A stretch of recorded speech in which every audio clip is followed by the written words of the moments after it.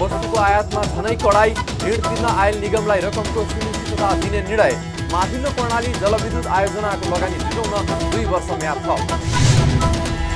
आधा मात्रै विकास बजेट खर्च गरेको सरकारले राजस्वको लक्ष्य पूरा गर्न सकेन। असारमा 20.5% निकासा दिएपछि विकास बजेट 57% खर्च। र पूर्व अर्थमन्त्री जनार्दन शर्मामाथि छानबिन गर्न बनेको समितिद्वारा अर्थ मन्त्रालयका उच्च अधिकारीसँग सोधपुछ। मन्त्रालयको मूलगेटदेखिका सुरक्षाका गतिविधिहरूमा विशेष ध्यान दिएर अध्ययन। हामी छौं पल पल तपाईसँग,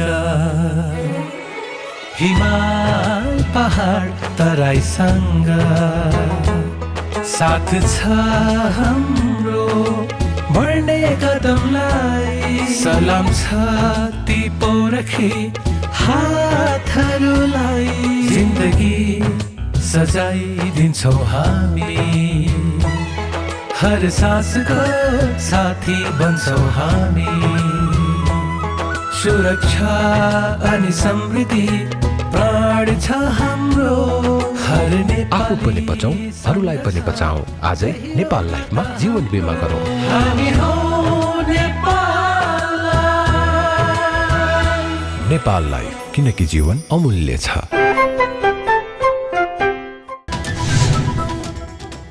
नमस्कार, कारोबार समाचारमा स्वागत छ। अब समाचार विस्तारमा।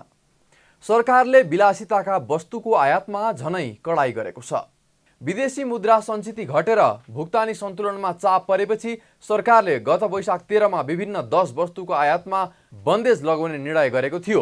शुक्रबार बसेको मन्त्री परिषद बैठकले यसअघि बन्देज लगाइएका वस्तुमा झनै कडाई गर्दै त्यसलाई आगामी भदौ 14 सम्म निरन्तरता दिने निर्णय सरकारले गरेको छ। आइतबार मन्त्री परिषदको निर्णय सार्वजनिक गर्दै सरकारका प्रवक्ता एवं सञ्चार तथा सूचना प्रविधि मन्त्री ज्ञानेन्द्र बहादुर कार्कीले विभिन्न 10 वस्तुको पैठारीमा लगाइएको बन्देजलाई भदौ 14 गतेसम्म निरन्तरता दिने निर्णय भएको जानकारी दिनुभयो। विभिन्न 10 वस्तुको पैठारीमा लगाइएको बन्देजलाई भदौ 14 गतेसम्म निरन्तरता दिने।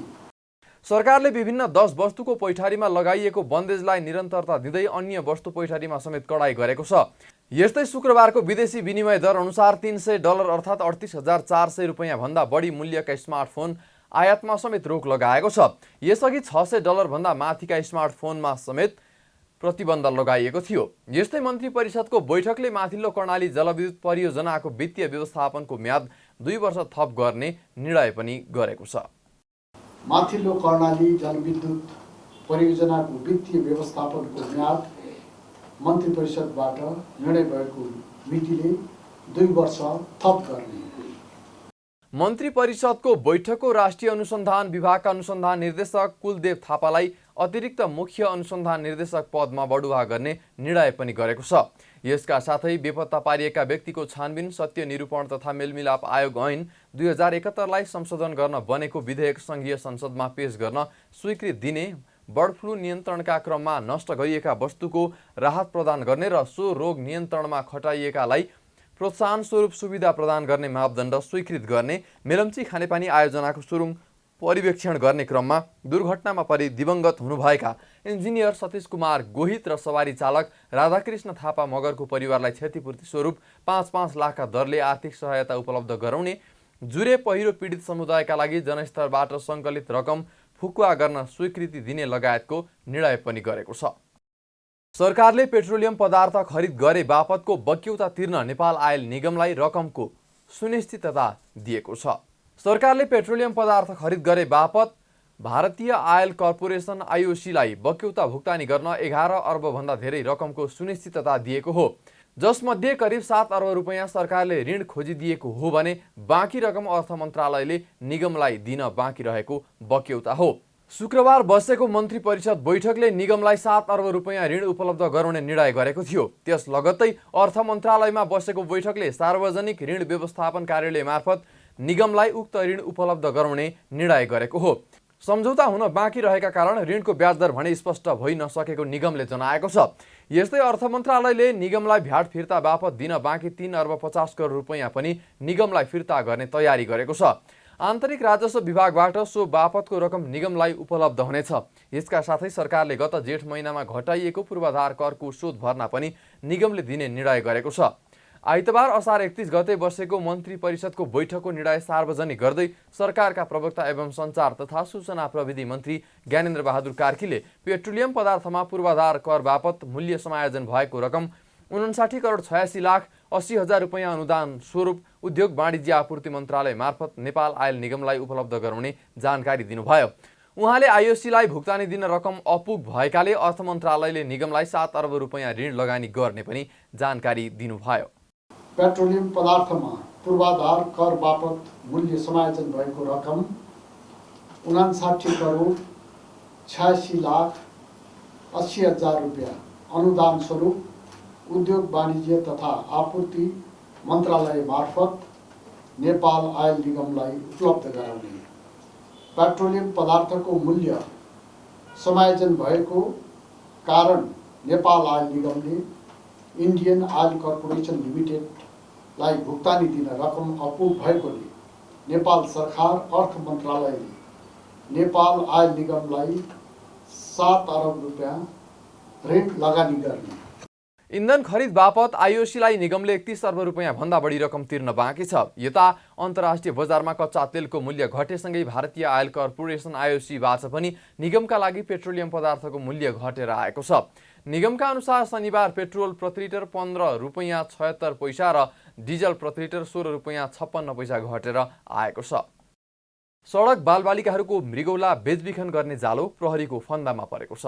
नेपाल प्रहरीको मानव बेचबिखन अनुसन्धान ब्युरोले सडक बालबालिकाहरूलाई प्रलोभनमा पारी मृगौला बेचबिखन गर्ने जालोलाई पक्राउ गरेको हो। आइतबार ब्युरोले काठमाडौँको सडक पेटीमा बस्ने सडक बालबालिकाहरूलाई फकाएर भारतको कोलकाता पुर्याई मृगौला बिक्री गर्ने गरेको आरोपमा प्रहरीले 5 जनालाई पक्राउ गरी सार्वजनिक गरेको छ। पक्राउ पर्नेमा रामेछापका हिमाल श्रेष्ठ भन्ने धनबहादुर रोका, गुल्मीका विजय कुवर, दैलेखका भूपेन्द्र शाही, विमल बहादुर शाही र झापाका आशिष तामाङ रहेका छन्। उनीहरूले भारतमा गएर मृगौला दान गरे बापत जनही 5 लाख नगद र एउटा नयाँ मोबाइल सेट दिने प्रलोभनमा सडक बालबालिकाहरूलाई भारत लैजाने तयारी भइरहेको सुराकी पाएपछि गत असार 28 गते काठमाडौँको विभिन्न स्थानबाट पक्राउ गरी कारबाही प्रक्रिया अघि बढाइएको ब्युरोका प्रवक्ता प्रहरी उपरीक्षक दानबहादुर मल्लले जानकारी दिनुभयो। किडनी बाबत उनीले 5 लाख रुपैयाँ चाहिँ नगद पाउने र त्यो किडनी ट्रान्सप्लान्ट भएर फर्केर आउँदा एउटा नयाँ मोबाइल पाइन्छ भन्ने चाहिँ आश्वासन र उनीहरूलाई चाहिँ त्यो झुटा चाहिँ बाहना देखाएर उनीहरूले त्यसरी मान्छे चाहिँ रिक्रुटमेन्ट गर्ने। यहाँबाट उनीहरूले चाहिँ नेपालको चाहिँ बोर्डर वीरगन्जसम्म पुर्याउने। वीरगन्जसम्म पुर्याइसकेपछि अनि इन्डियाबाट त्यो चाहिँ जुन उसलाई चाहिँ जसलाई चाहिँ किडनी चाहिएको हो त्यो किडनी चाहिएको मान्छेले उतातिर चाहिँ डिमान्ड प्रस्तुत गरे हुन्छ र उताबाट अनि नेपालको बोर्डरसम्म आएर अनि त्यस्ता व्यक्तिहरूलाई फेरि लिएर गएर इन्डियामा लगेर 2 महिनासम्म त्यहाँ राम्रो होटलमा राखेर उनीहरूलाई त्यो किडनीलाई अलिकति राम्रो बनाउनलाई उनलाई के खालको चाहिँ उनलाई चाहिँ सेवा सुविधा दिनुपर्छ, के खुवाउनुपर्छ भन्ने कुरा खुवाइसकेर अनि किडनी तयार भयो अब भन्ने मेडिकल चेक गरिसकेपछि उसको चाहिँ किडनी त्यहाँबाट ट्रान्सप्लान्ट गरेर अनि उसलाई चाहिँ नेपाल फर्काउने। त्यो तोकेको पैसा र अनि त्यो एउटा मोबाइल दिएर नेपाल फर्काइदिन्छ भन्ने आश्वासनमा पारेर अनि यसरी हार्बर गर्दै हिँडिरहेको अथवा मान्छे चाहिँ खोतलास गर्दै हिँडिरहेको भन्ने सूचना हामीले पाएपछि तिनीहरूलाई हामीले चाहिँ निगरानी गऱ्यौँ केही समय र मान्छे लिएर जाँदै गर्दाखेरि हामीले चाहिँ त्यो पीडितसहित नै हामीले चाहिँ पक्राउ गरेर लिएर आएको थियौँ र अहिले चाहिँ अनुसन्धान चलिरहेछ। पक्राउ परेकाहरूलाई मानव बेचबिखन तथा ओसार पसार नियन्त्रण ऐन 2064 अनुसार कारबाही प्रक्रिया अघि बढाइएको पनि ब्युरोले जनाएको छ। सरकारले लक्ष्य अनुसारको बजेट खर्च र राजस्व सङ्कलनको लक्ष्य समेत पूरा गर्न असफल भएको छ। सरकारले गत आर्थिक वर्ष लक्ष्यको 90.46% अर्थात् 10 खर्ब 67 अर्ब 95 करोड 85 लाख रुपैयाँ मात्र राजस्व सङ्कलन गरेको छ, जसमा कर राजस्व लक्ष्यको 91.43% तथा गैर कर राजस्व लक्ष्यको 73.81% मात्र उठाउन सक्षम भएको छ। सरकारले उठाएको कुल रकम लक्ष्यभन्दा 1 खर्ब 12 अर्ब 64 करोड 19 लाख रुपैयाँ कम हो। तत्कालीन अर्थमन्त्री जनार्दन शर्माले सरकारको आर्थिक वर्षको बजेट सार्वजनिक गर्ने क्रममा राजस्व 11 खर्ब 80 अर्ब 60 करोड 4 लाख रुपैयाँ सङ्कलन हुने अनुमान गरिएको बताउनु भएको थियो। यस्तै सरकारले गत आर्थिक वर्षमा वैदेशिक अनुदानतर्फ 18 अर्ब 29 करोड रुपैयाँ मात्रै प्राप्त गरेको छ। यो लक्ष्यको 30.53% मात्रै हो। सरकारले कुल 59 अर्ब 91 करोड रुपैयाँ वैदेशिक अनुदान प्राप्तिको लक्ष्य राखेको थियो। खास गरी सरकारले आयात प्रतिस्थापनका लागि भन्दै आयातित वस्तुमा गरिएको कडाइका कारण पनि राजस्व सङ्कलनमा प्रभाव परेको हो। यसका साथै अर्थ मन्त्रालयमा भएका बेथिति तथा विसङ्गतिको असर पनि राजस्व सङ्कलन तथा बजेट खर्चमा पनि परेको छ। सरकारले राजस्व सङ्कलन लक्ष्य भन्दा 9.54%ले कम सङ्कलन गरेकोमा पुँजीगत बजेट पनि आधा मात्रै खर्च गरेको छ। गत आर्थिक वर्षमा वर्तमान सरकारका अर्थमन्त्रीले महत्त्वाकांक्षाका साथ हरेक महिना 10% का दरले पुँजीगत खर्च गर्ने लक्ष्य राखेको भए पनि आर्थिक वर्षको समाप्तिमा आधा मात्र पुँजीगत खर्च भएको छ। महालेखा नियन्त्रक कार्यालयका अनुसार असार मसान्तसम्ममा 57.23% मात्र पुँजीगत खर्च भएको छ भने कुल बजेटको 79.39% मात्र खर्च भएको छ। सरकारले वित्तीय अनुशासनको नारालाई लत्याउँदै गत आर्थिक वर्षको अन्तिम साता जबरजस्ती खर्च गरेको छ। गत आइतबार 1 खर्ब 89 अर्ब पुँजीगत खर्च गरेको सरकारले शुक्रबार भने 7% बिन्दुले बढी खर्च गरेर 2 अर्ब 16 अर्ब खर्च गरेको महालेखा नियन्त्रकको कार्यालयले जनाएको छ। एक महिनामै 20.5% निकासा दिएको छ। हरेक वर्ष झैँ यसपटक पनि आर्थिक वर्षको अन्तिम महिनामा करिब 40% खर्च हुने परम्परा कायम भएको तथ्याङ्कले नै देखाएको छ। पूर्व अर्थमन्त्री जनार्दन शर्मामाथि छानबिन गर्न बनेको संसदीय छानबिन विशेष समितिले अर्थ मन्त्रालयको सीसीटीभीसँग सम्बन्धित इन्जिनियरसँग सोधपुछ गरेको बताइएको छ। आइतबार सिंहदरबारमा बसेको समितिको बैठकमा अर्थ मन्त्रालयका उच्च तह तथा अन्य विभिन्न तहका पदाधिकारीहरूसँग सोधपुछ सक्ने तयारी रहेको बताएको हो। समितिका सचिव सुरेन्द्र ऐयालले आइतबार अर्थ मन्त्रालयका प्रशासन महाशाखा प्रमुख, सीसीटीभीसँग सम्बन्धित काम गर्ने आइटी इन्जिनियर र बजेट महाशाखा प्रमुखसँग पनि सोधपुछ गरेको बताउनुभयो। उहाँले आजै अर्थ मन्त्रालयका राजस्व सचिव, अर्थ सचिवसँग पनि छलफल गर्ने कार्यक्रम रहेको बताउनुभयो। शनिबार समितिले मूल गेटदेखिका सीसीटीभीका गतिविधिहरूमा विशेष जोड दिएर अध्ययन गरिरहेको बताएको थियो। आज यो छानबिन समितिको गठन भएपछि छैठौँ दिनको बैठक चाहिँ नि आज बिहान हामी 8 बजेदेखि बसिरहेको छ। अब यस सन्दर्भमा चाहिँ नि यो हिजैदेखि हामीले कागजात माग्ने र आवश्यक प्रमाणहरू चाहिँ अर्थ मन्त्रालयसँग माग्ने काम पश्चात योदेखि अर्थ मन्त्रालयका विभिन्न तहका पदाधिकारीहरूसँग चाहिँ नि जानकारी लिने, सोधपुछ गर्ने कार्यक्रम चाहिँ नि निरन्तर चलिरहेको छ। अब हिजो पनि जस्तो के अरे आन्तरिक राजस्व विभाग र भन्सार विभागका डिजी साहबहरू र अर्थ मन्त्रालयका राजस्व व्यवस्थापन महाशाखाका प्रमुख र त्यहाँका उपसचिवहरूसँग चाहिँ सोधपुछ गर्ने काम भयो। आज त्यसैको निरन्तरताको रूपमा चाहिँ आज बिहान 8 बजेदेखि हामीले प्रशासन महाशाखा प्रमुख र त्यो सीसीटीभीसँग सम्बन्धित काम गर्ने चाहिँ आइटीको इन्जिनियरसँग चाहिँ बिहान 8 बजेको बैठकमा चाहिँ छलफल भयो।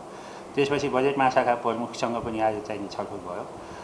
सचिव अर्यालले आज नै अर्थ मन्त्रालयसँग सम्बन्धित विषयका प्रमाण र कागजका लागि आवश्यक सबै अधिकारीहरूसँग छलफल तथा सोधपुछ सकेर समिति अगाडि बढ्ने तयारी रहेको बताउनुभयो। तत्कालीन अर्थमन्त्री शर्माले 2079-80 को बजेट बनाउने क्रममा अनाधिकृत व्यक्ति मध्ये रातमा अर्थ मन्त्रालय बोलाएर करका दर हेरफेर गरेको आरोप लागेसँगै 11 सदस्यीय संसदीय विशेष छानबिन समिति बनेको थियो। पूर्व अर्थमन्त्री शर्माले संसदीय छानबिन समिति बनेसँगै अर्थमन्त्रीबाट राजीनामा दिनुभएको थियो। नेपाल राष्ट्र बैंकका गभर्नर महाप्रसाद अधिकारीको राजीनामा माग गर्दै विद्यार्थी संगठनले विरोध प्रदर्शन गरेका छन्। आइतबार नेपाली कांग्रेस निकट नेपाल विद्यार्थी संघ र माओवादी निकट अनेरा शिविउ अखिल क्रान्तिकारीले बालुवाटारमा विरोध प्रदर्शन गरेको हो। गभर्नर अधिकारी नेकपा एमालेको अर्थ तथा योजना विभागका सदस्य भएको आरोप लागेपछि गभर्नर विरुद्ध आन्दोलन भएको हो। सरकारलाई दबाब दिएर गभर्नरको राजीनामा माग गर्न विद्यार्थीहरूले प्रदर्शन सुरु गरेका छन्। विरोध प्रदर्शनका क्रममा प्रहरी र प्रदर्शनकारी बीच केही बेर झडप समेत भएको छ। सो क्रममा विद्यार्थी संगठनमा नेताहरूले गभर्नरको 24 घण्टाभित्र राजीनामा नआए थप आन्दोलन चर्काउने चेतावनी समेत दिएका छन्।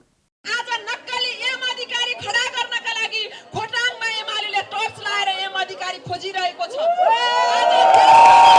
जमी एम अधिकारी खडा गर्नका लागि नेकपा एमालेका सबै संयन्त्रहरू परिचालित भइरहेका छन्। त्यसो भएको कारण यहाँ नेपाल विद्यार्थी संघ अनेरा शिविउ क्रान्तिकारी भन्न आइरहेको छ।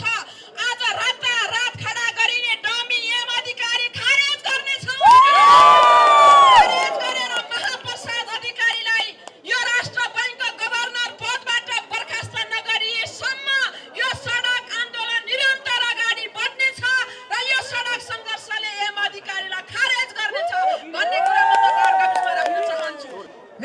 राष्ट्र ब्याङ्कको गभर्नर कुनै पनि राजनीतिक दलको सदस्य हुन पाउँदैन।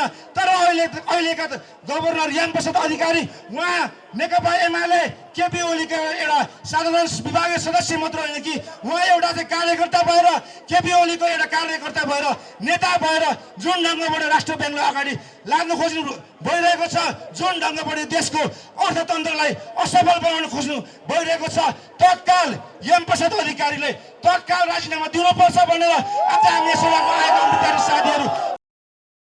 हिमालयन जनरल इन्सुरेन्स कम्पनी र एभरेस्ट इन्सुरेन्स कम्पनी बीच मर्जर भएर आइतबारबाट औपचारिक रूपमा एकीकृत कारोबार सुरु गरेको छ। आइतबार काठमाडौँमा एक कार्यक्रमका बीच नेपाली बीमाको इतिहासमा पहिलो पटक दुईवटा बीमा कम्पनीहरू मर्ज भएर एकीकृत कारोबार सुरु गरेका हुन्। हिमालयन जनरल इन्सुरेन्स र एभरेस्ट इन्सुरेन्स कम्पनी बीच मर्जर प्रक्रिया पूरा गरेर बीमा समितिले मर्जर स्वीकृति दिएसँगै आइतबारबाट एकीकृत कारोबार शुभारम्भ भएको हो। एकीकृत कारोबारको शुभारम्भ बीमा समितिका अध्यक्ष सूर्य प्रसाद सिलवालले औपचारिक रूपमा गर्नुभयो। एकीकृत कारोबारको शुभारम्भ कार्यक्रममा बोल्दै बीमा समितिका अध्यक्ष सिलवालले बीमा कम्पनीहरूमा अस्वस्थ प्रतिस्पर्धा तथा अहिले कायम रहेको बीमा कम्पनीको पुँजीले बढ्दै गएको दायित्व वहन गर्न नसक्ने भएकाले बीमा कम्पनीको मर्जर जरुरी भएको बताउनुभयो। उहाँले पछिल्लो समय बीमा कम्पनीहरूले 2 रुपैयाँमा बीमा गर्ने प्रवृत्ति बढेको भन्दै बीमा कम्पनीले पोलिसी बेच्ने तर पोलिसी अनुसार दायित्व वहन गर्न नसक्दा सिंगै बीमाको बजार बदनाम भएको बताउनुभयो। उहाँले बीमा कम्पनी प्रतिको विश्वसनीयतामा कमी भएकोले बीमा क्षेत्रमा धेरै सुधार गर्नुपर्ने आवश्यकता रहेको जिकिर पनि गर्नुभयो। हाम्रो समस्या के भयो भने एकातिर हामीसँगको पुँजीको बेस असाध्यै सानो भयो, हाम्रा रिस्कहरू चाहिने हामीले वहन गर्नुपर्ने दायित्वहरू बढ्दै गए। त्यसमा पनि हाम्रो बिचको अनहेल्दी कम्पिटिसनले हामीलाई के गर्यो भने 2 रुपियाँमा अब हामीले डोजरको बिमा गर्न थाल्यो। 2 रुपियाँमा हैन, हामीले प्रत्येकलाई पर्सनल बनाउन खोज्यौँ हाम्रो आफ्नो कस्टलाई पटेल गरेर। हामी सर्भाइभ गर्नुपर्छ भने पनि छैन। हामीले जसरी भए पनि आफ्नो ट्रेडको भोल्युमलाई बढाएको देखाउनु पर्यो ताकि हाम्रो रिटेन्सन भइराखोस् भन्ने खालको मान्यतामा हामी चल्यौँ। यसले गर्दाखेरि सिन्ने बिमाको बजार बदनाम, बिमा प्रतिको विश्वसनीयता पब्लिकमा मात्रै सरकारमा पनि रहेन। सरकारले पनि बिमा कम्पनीको कुनै मिटिङ हुन थालेको बेलामा के हो भनेर सोद्धाखेरि सरकारको प्रमुखले यो बिमाको मिटिङ भन्दाखेरि पैसा नदिने बिमा भन्ने खालको मनस्थिति हामीले बनायौँ। यसलाई परिवर्तन गर्नु ज्यादै आवश्यक थियो। बीमा समितिका अध्यक्ष सिलवालले नेपालमा कतिवटा बीमा कम्पनीहरू चाहिन्छ भनेर हालसम्म अध्ययन नै नभएको भन्दै अब समितिले अध्ययन गर्ने पनि बताउनुभयो। अध्यक्ष सिलवालले बीमा कम्पनीहरूले अब नयाँ पोलिसीका साथ सहर केन्द्रित भन्दा जनता र ग्रामीण क्षेत्रमुखी भएर लाग्नुपर्ने बताउनुभयो। उहाँले अहिलेको अवस्थालाई हेरेर बीमा क्षेत्रको विकासको लागि निर्जीवन बीमा कम्पनीहरूले 2 अर्बको पुँजी विस्तार जरुरी रहेको समेत बताउनुभयो। अध्यक्ष सिलवालले सरकारले नै बीमा नबुझेको आरोप पनि लगाउनुभयो। कार्यक्रममा बोल्दै हिमालयन इन्सुरेन्सका प्रमुख कार्यकारी अधिकृत विजय बहादुर शाहले बीमा कम्पनीहरूले पुँजी वृद्धि गरेर मर्जरमा जाँदा बीमालाई सुधार र बीमाको उचाइ बढाउने दाबी गर्नुभयो। त्यस कन्टेक्स्टमा हामीहरूलाई चाहिँ एउटा उत्साह दिएको छ, हामी गर्वान्वित हुन्छौँ र मलाई लाग्छ यसले माइलस्टोन पनि सेट गर्छ। जुन किसिमले चाहिँ अहिले बिमाको उद्योग तरङ्गित भएको छ, जुन किसिमले चाहिँ अब हामी स्ट्रङ्गर हुनुपर्छ, हामीहरू आफ्नो क्षमता वृद्धि गर्नुपर्छ र हामीले चाहिँ आफ्नो जोखिम गर्ने क्यापेसिटीलाई पनि बढाउँदै लैजानुपर्छ भन्ने किसिमको चाहिँ एउटा चाहिँ लहर आएको छ। मलाई लाग्छ यसको बिमालाई चाहिँ सुदृढ गर्न र बिमाको चाहिँ उचाइलाई बढाउनलाई अवश्य पनि बनाउनुपर्छ। हिमालयन र एभरेस्ट दुवै कम्पनीको गत असार 2 गते सम्पन्न विशेष साधारण सभाबाट मर्जर सम्बन्धी सम्पूर्ण प्रक्रिया पारित भएका थिए। मर्जरपछि कम्पनीको चुक्ता पुँजी 2 अर्ब 42 करोड 81 लाख रुपैयाँ पुगेको छ। आर्थिक वर्षको पहिलो दिन शेयर बजारमा नेप्से परिसूचक झिनो अङ्कले बढे पनि कारोबार रकममा भने गिरावट आएको छ। नेप्से परिसूचक केही दिनदेखि निरन्तर रूपमा वृद्धि हुँदै गएको छ। त्यसैको निरन्तरता स्वरूप आइतबार पनि सामान्य अङ्कले बढेर कारोबार बन्द भएको छ। आइतबार नेप्से परिसूचक 1.93 अङ्कले बढेर 2011.39 अङ्क बिन्दुमा पुगेको छ। आइतबार कारोबारमा आएका 210 कम्पनीको 30,45,000 किता शेयर 1 अर्ब 23 करोड 24 लाख रुपैयाँ बराबरमा खरिद बिक्री भएको छ। नेप्से झिनो अङ्कले बढे पनि कारोबार रकम भने घटेको छ। नेप्सेका 13 उपसमूह मध्ये 5 उपसमूहको परिसूचक बढेको छ भने बाँकी 8 उपसमूहको परिसूचक घटेको छ, जसमा बैंक उपसमूहको परिसूचक 0.63%, लगानीको 0.19%, जीवन बिमाको 0.16%, उत्पादन तथा प्रशोधनको 0.86% र व्यापार उपसमूहको 0.42% बढेको छ। यता होटल तथा पर्यटन र जलविद्युत उपसमूहको परिसूचक यस दिन 1% भन्दा बढीले घटेको छ। राष्ट्रपति विद्या भण्डारीले जनतालाई पाए पर्ने स्थानमै स्वास्थ्य सेवा उपलब्ध गराउन सम्बन्धित सबै पक्षले ध्यान केन्द्रित गर्नुपर्नेमा जोड दिनु भएको छ। राष्ट्रपति भण्डारीले रोगहरूको उपचार गर्न ठूला सहर, राजधानी र विदेश धाउनुपर्ने परिस्थितिको अन्त्य गरी जनतालाई सहज हुने स्थानमा स्वास्थ्य सेवाको आवश्यक व्यवस्था मिलाउन सम्बन्धित सबै पक्ष लाग्नुपर्ने बताउनु भएको हो।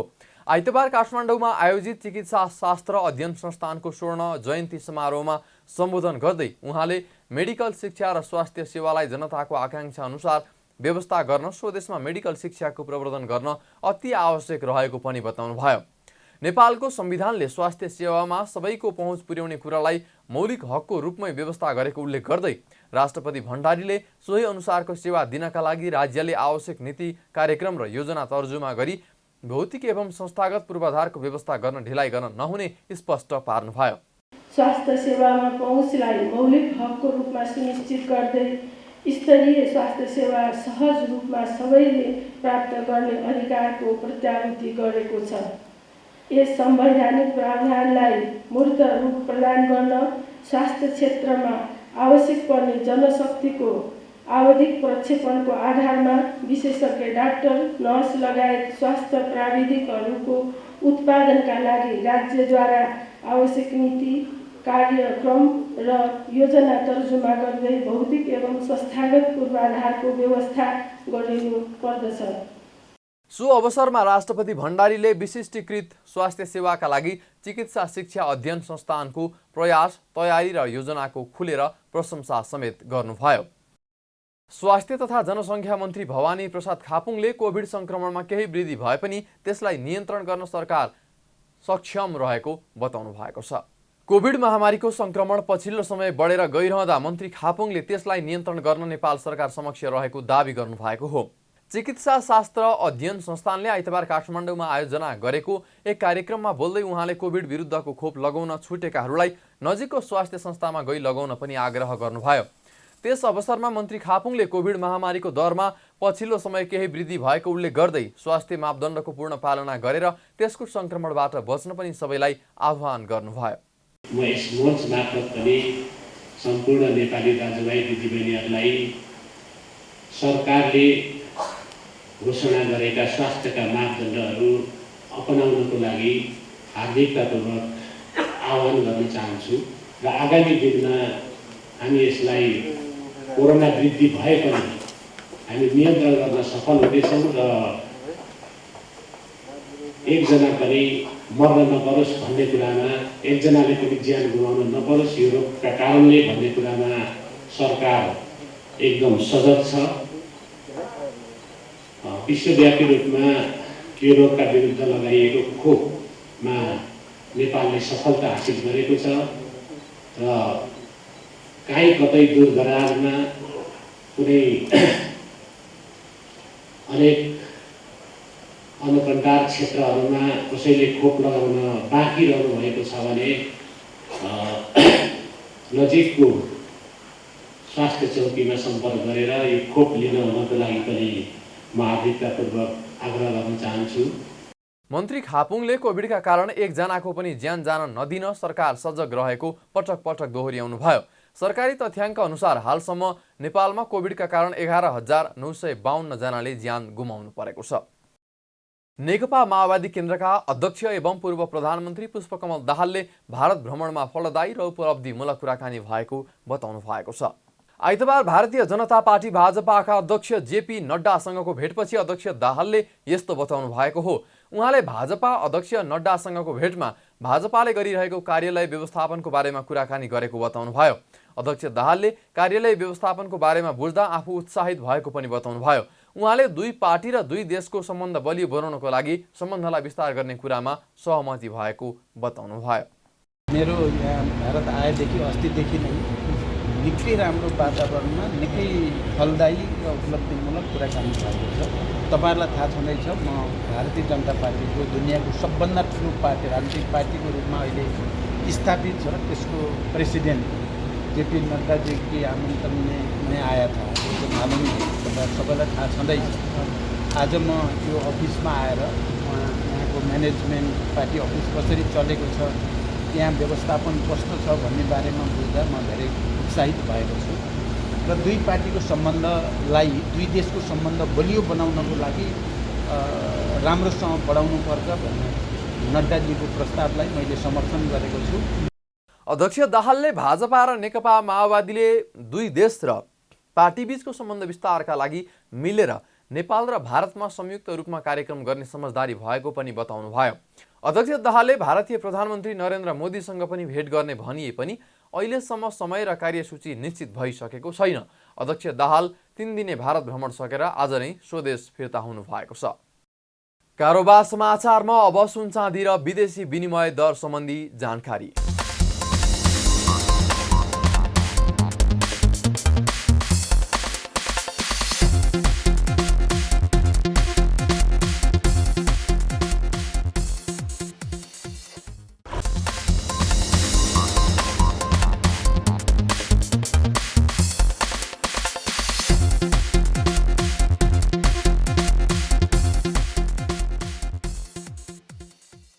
बिदा हुनु अघि अहिलेसम्मका प्रमुख समाचार फेरि एकपटक।